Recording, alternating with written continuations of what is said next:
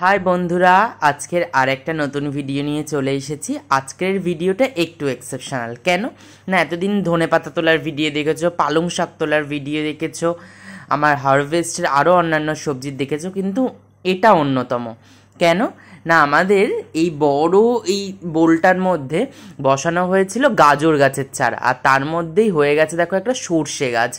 আর সর্ষে শাকের পাতা জানো তো ভাজা খায়, এটা আমি জানতাম না। এটা আমার মাসি বলল, ছোটোবেলায় নাকি এরকম সর্ষের ক্ষেতে যারা প্রচণ্ড পরিমাণ চাষ করতো আর অভাবের সংসার, সাধারণত খেতে পেতো না, কি করবে, যা পেতো তাই খেত, সেখানে দাঁড়িয়ে এই সর্ষে গাছের যে পাতাগুলো তুলে এনে রসুন, পেঁয়াজ, শুকনো লঙ্কা, কালো জিরে এইগুলো ফোড়নে দিয়ে ভালো করে যদি কুচি কুচি করে ভাজা যায়, এর নাকি অপূর্ব রকম টেস্ট।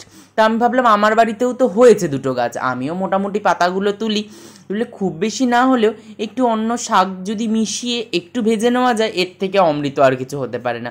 যেমন ভাবা তেমন কাজ, আমিও করলাম, আর খেতে অসাধারণ ছিল। তোমরা কি খেয়েছো জানি।